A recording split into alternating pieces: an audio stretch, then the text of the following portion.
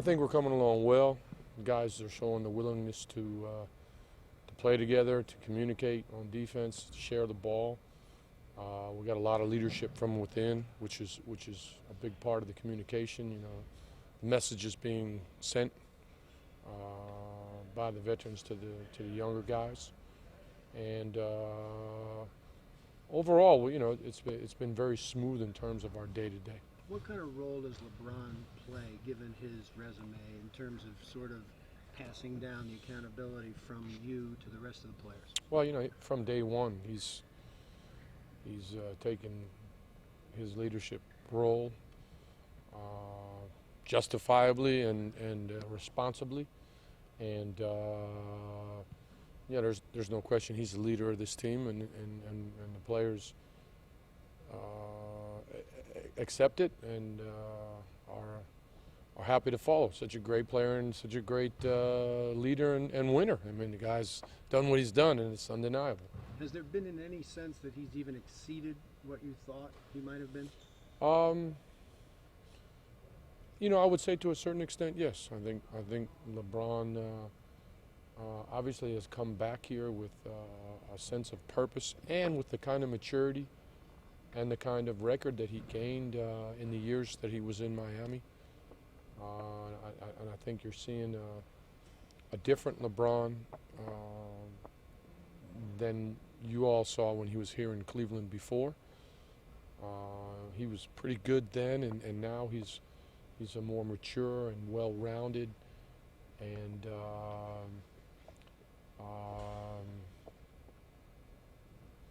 better leader of his teammates. How could that help a 22-year-old guy like Kyrie evolve into something we've never seen before? I really think it helps both Kyrie and Dion and some of the other younger players we have, because he talks the talk and he walks the walk, and that's really what you want out of your leader. David, was LeBron limited by his back at all today? You know, in this first phase of our preparation, because we have players that have a fair amount of years on their back, you know, we've tried to be very conscious of at different points during the preparation process to rest guys. So, for example, today we sat LeBron down. We wanted to give him a little bit of a break. He'll be back out there tonight, and we may do more of that. You know, we've already sat down. We sat down Mike Miller today also, who's been working extremely hard and extremely well, I have to point out. We've sat down Andy and Sean. You know, these are guys with multiple years on their resume and on their legs.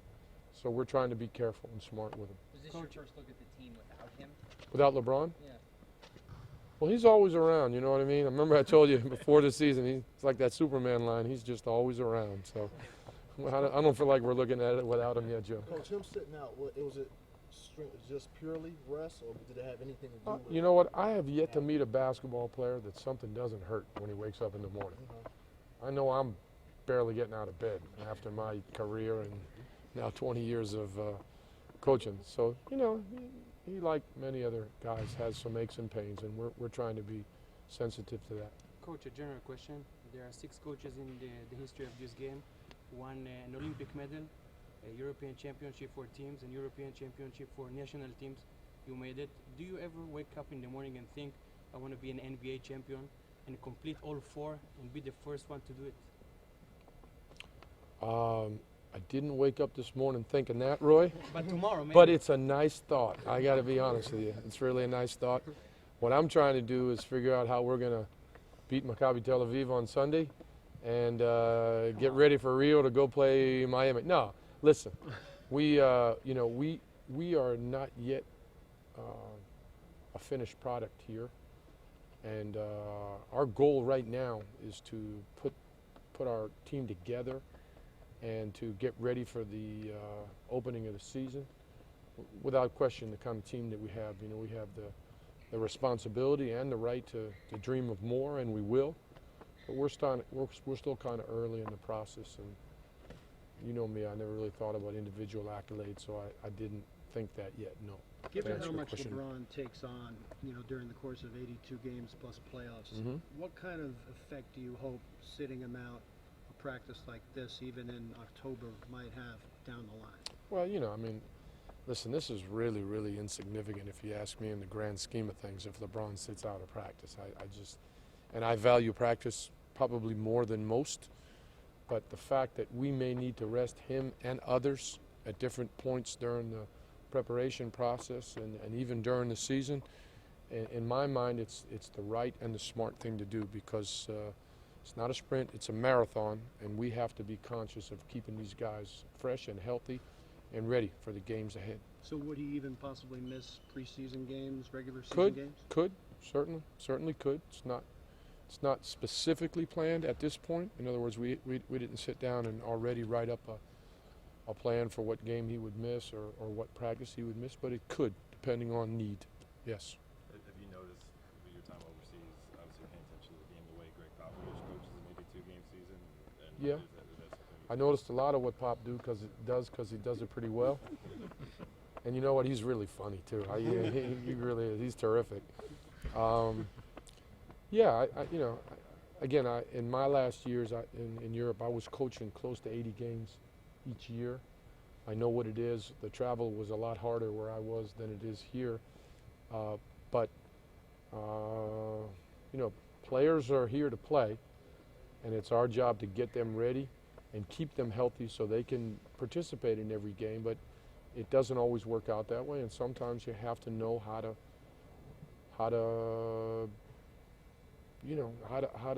rest guys without the team being at risk. That's part of the process.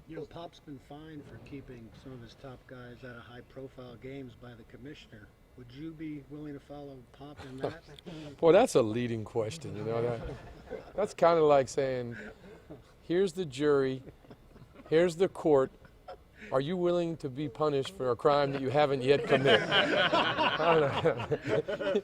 You really got me on that one. Jeez. I'll tell you one thing. I sure would like to win as many games in the NBA as Pop has. That I know. I really would. I don't know if I got enough years left in me, but that's what I'd like to take from him. Was today the first practice, though, that he sat down?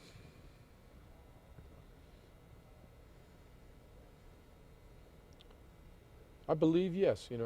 I believe yes. Yeah. Coach, what's the ideal number of rotation? The type of rotation that you Players? do with your players?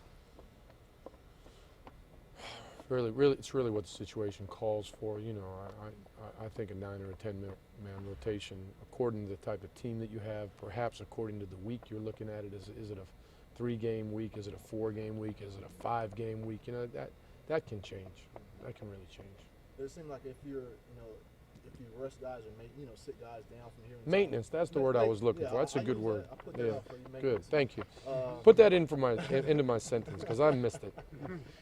No, but it seems like you need to have play at least 10, 11 guys if you rest. There will be times. There will be times, and fortunately, David Griffin and the rest of our organization put together a team where we can afford to go out there and play that many guys. The big thing, of course, is you don't want to lose continuity. You don't want to lose the efficiency of the team when you're doing that. Just to throw guys out there, it doesn't really mean anything. You got to throw guys out there that can step in and play.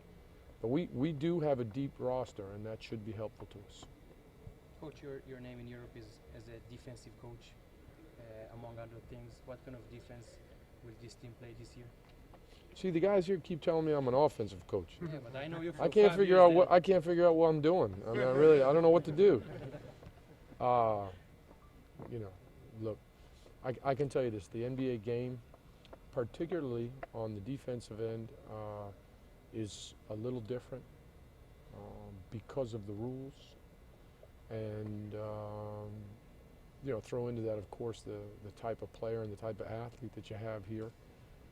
But that's the reason, Roy, that we built such a great staff with experienced coaches in the NBA that can help us and help me to figure out the right schemes and the right ways to play. We will do some things, obviously, that I used over there, which will probably be a little bit different than what people have seen here. But change is good. Change is good. You made a little Ray mention. Allen, Can you talk about is Ray Allen on your speed dial? Would you like to have him on this team? Well, unfortunately, he's not on my speed dial. I would have called him, but I don't have his number. Well,